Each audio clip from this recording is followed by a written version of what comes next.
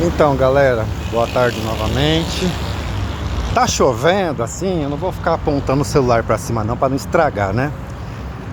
Pra mim não ficar filmando ninguém, deixa eu passar por uma área aqui mais sossegada, mais que tem menos pessoas.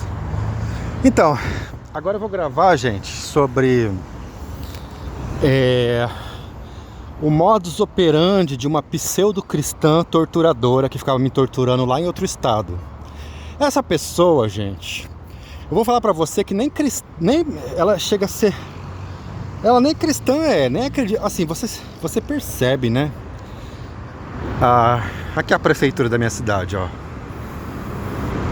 Do lado é a Câmara dos Vereadores. Antro de corrupção. Sai fora.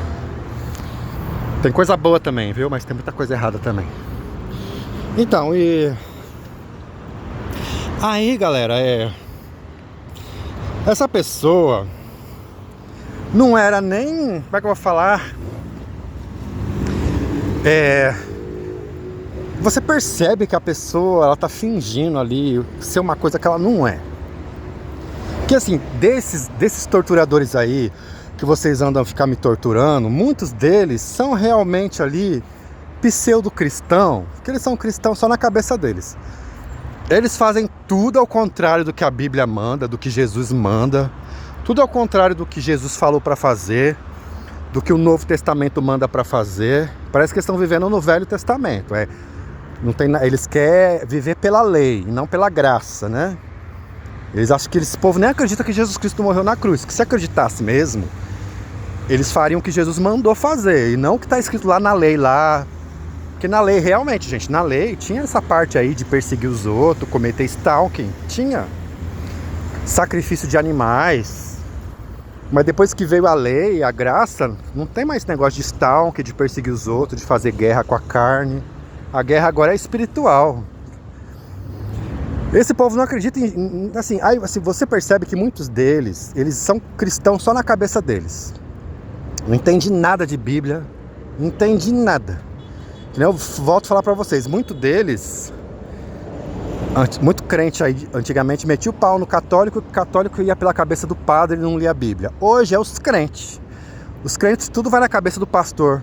O pastor falando um monte de bobeira, um monte de bobagem em cima do altar. E os crentes ortorgando, assinando embaixo, achando que aquilo ali é certo. Falando um monte de besteira. Por quê? Porque não lê Bíblia, né? Hoje em dia é os crentes que não lê Bíblia. E eu percebo, gente, que... o prédio. Esse prédio aqui, gente, quase caiu uma vez. Poucas pessoas sabem o que aconteceu com esse prédio. Nem a polícia sabe o que aconteceu com esse prédio. Eu descobri através de um repórter investigativo. Gente, repórter investigativo, às vezes eles são melhor que polícia, sabia? Para investigar as coisas. Nem a polícia sabia o que aconteceu nesse prédio aqui, uma época que ele quase desabou. E aí eu descobri com um repórter investigativo. Um dia eu conto essa história, tá? O dia que o Lula foi preso, eu tava lá dentro do Sindicato dos Metalúrgicos. Um dia eu conto essa história também. Aí o pessoal fala, você é petista. Não sou petista. Porque no dia que o Bolsonaro teve o dia 7 de setembro, lá na Avenida Paulista, eu tava lá também. Eu não sou nem petista nem bolsonarista, mas eu tava nesses dois lugares aí. Um dia eu conto essa história pra vocês.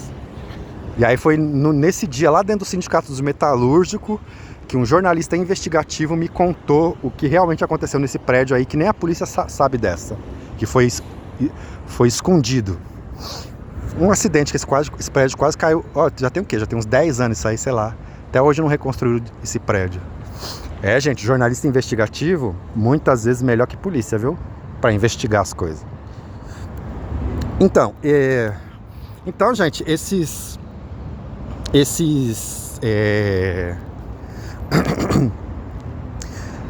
você percebe que tem gente que vai na igreja, realmente ela acha que ela é cristã, ela acha que ela é um seguidor de Jesus, só na cabeça dela, só na mente doentia dela. Tem nada a ver com seguidor de Jesus, tem nada a ver com ser cristão de verdade, muito menos nada a ver. Mas tem gente, que a pessoa sabe, ela sabe perfeitamente, não é que ela está enganada, ela acha que ela é uma... Você entendeu? Tem gente que sabe perfeitamente que não é mesmo. Ela tem plena consciência de que ela não é mesmo verdadeiramente cristã, de que ela realmente não segue os preceitos e os ensinamentos de Jesus. Essa menina torturadora lá, que foi morar no meu quintal, lá na casa onde eu aluguei para morar lá no outro estado. Era nítido que essa menina não era nem cristã. Mas, gente, tá acontecendo um negócio aí que esses cristãos estão tudo dormindo, né? Desperta tu que dorme. Vocês não perceberam não que tem um monte de gente infiltrada na igreja que não é cristão e tá aí no meio de vocês? E cometendo práticas que nem cristãs são? Vocês não perceberam isso não? Vocês estão dormindo, né? Eu já percebi isso aí faz tempo. Eu e mais algumas pessoas percebemos isso há faz tempo, ó. E essa da menina é uma delas. É uma dessas aí, que nem cristã é.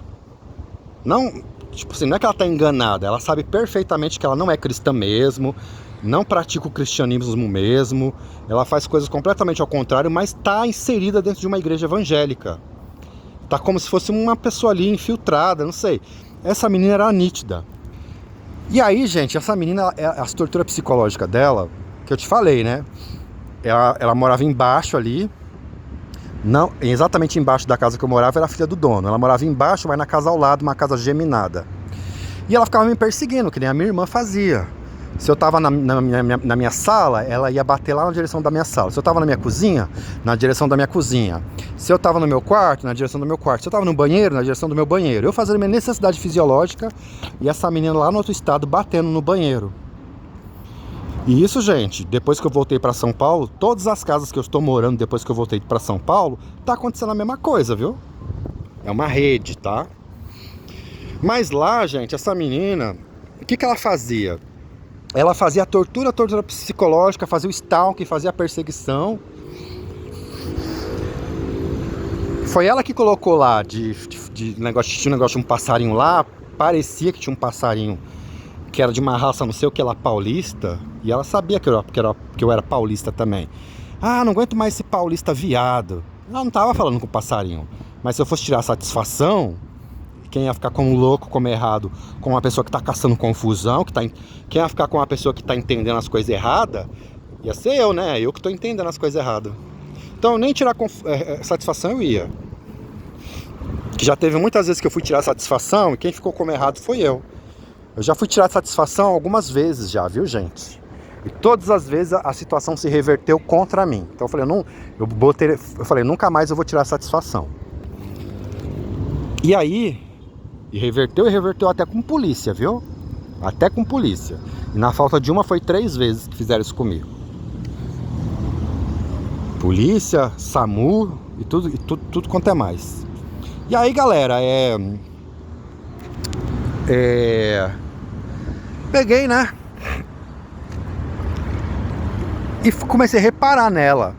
Ela, não somente ela, como uns vizinhos que ficavam mais ou menos em frente à minha casa, mais à esquerda, eles faziam tortura psicológica, depois eles faziam sincronização com coisas evangélicas, gospel.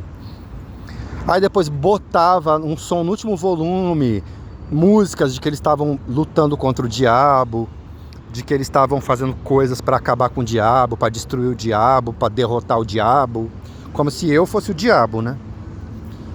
Sendo que o diabo era eles, não eu.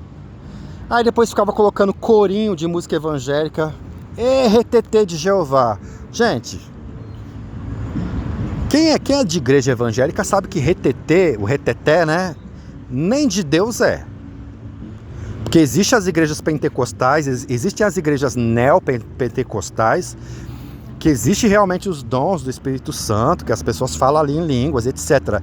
Mas existe um movimento à parte que é chamado reteté, que ali não tem nada a ver com o Espírito Santo. Ali é blasfêmia pura. Eu conheci pastores, que os próprios pastores pregavam contra o reteté. Você ficar ali girando. Eu tenho conhecidos. E pessoas que eu já conheci, não tenho mais contato, mas que eu também já conheci, que são de religiões afro-brasileiras. E eles falam, gente, o reteté... tanto pastor evangélico, quanto até pessoas de religiões afro, os dois falam mal do reteté.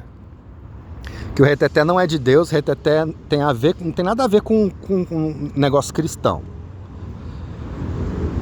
Muito desse negócio do pessoal ficar girando lá, que nem um peão, vem de religião afro. E os próprios macumbeiros que eu conheci uma vez aí, falaram que esse negócio de ficar girando dentro da igreja, eles falaram com a própria boca deles. Que esse negócio de ficar girando dentro da igreja não tem nada a ver com o cristianismo, tem a ver com práticas lá de religiões afro-brasileiras e tem a ver com quebrar não sei o que de energia lá. Então esse negócio de reteté, gente, não é de Deus, entendeu? Tanto um próprio macumbeiro fala com a boca dele, pastores evangélicos falam. Eu tinha uma amizade com um pastor, um pregador internacional, cara. O cara viajou o mundo inteiro, trilingue. Inglês, espanhol, português, mas não sei que outra língua lá, morou não sei quantos países. Batizado com o Espírito Santo, cheio dos dons. Ele falava com a boca dele que reteté não era de Deus. Existe sim os dons, mas aquele movimento ali não tem nada a ver. E aí, gente, essa menina falava: "Ei, reteté de Jeová!" Fazia tortura psicológica, me xingava, fazia tortura psicológica, fazia tudo que o diabo gosta, né? Depois tava lá: "Ei, reteté de Jeová, é hoje que o diabo cai." Sim, ela tava falando com ela mesma, né? Porque o diabo era ela, não eu. E aí, gente, um dos modus operandi desse povo aí, dos torturadores gospel, é eles torturar você e depois ficar soltando musiquinha pra você se acostumar com aquilo, lavagem cerebral. Só que pegaram uma pessoa inteligente, né? Se fosse uma pessoa burra, vai cair no papo furado deles, na lavagem cerebral deles. Porque o que eles fazem? Acontece isso direto lá em outro estado. Eles tortura, faz sincronização, perturba sua mente, xinga você. Depois ele solta uma musiquinha evangélica que fala que você tem que passar por isso mesmo, que é assim mesmo, que os escolhidos sofrem mesmo, sofrem perseguição, sofrem calúnia mesmo, sofrem xingamento mesmo, que é pra você se achar um escolhido, né? Ah, então eu tô sofrendo isso, então eu sou um escolhido, né? Opa, estão me xingando, estão me caluniando, estão me stalkeando, estão destruindo a minha vida. Ai, graças a Deus. É porque eu sou um escolhido. Pra você se acomodar naquela situação. Então você fica ali sendo torturado, sendo prejudicado mentalmente, sendo prejudicado financeiramente, sendo prejudicado em todos os sentidos. E segundo a loucura da cabeça doentia desse povo aí pseudo-cristão, dos torturadores pseudo-cristãos, você ainda tem que levantar a mão pro céu e agradecer, porque você só tá passando por aquilo ali porque você é digno de passar, porque você é um escolhido. Eu conheço, viu, o ensinamento sobre os escolhidos. Realmente, existe essa parte na Bíblia mesmo, que os escolhidos sofrem. Gente, eu conheço de Bíblia, tá? Conheço de Bíblia. Vocês não estão falando com nenhum leigo, não, tá? Eu sei até que parte está escrito isso, tá? Mas não vou falar aqui porque eu não tô pregando. Mas eu sei até falar que livro, que capítulo, que versículo que está escrito sobre isso. Mas a questão ali, gente, é assim, é a manipulação mental que eles fazem. Então eu sou uma pessoa bobinha, né? Mas eles fazem isso direto. Aí torturava, xingava, fazia stalking, fazia sincronização, mas depois assim, sincronização após sincronização. E depois, quando eles tinham terminado de fazer toda aquela de ter jogado todo o lixo narcisista em cima da gente, que é isso que os narcisistas fazem.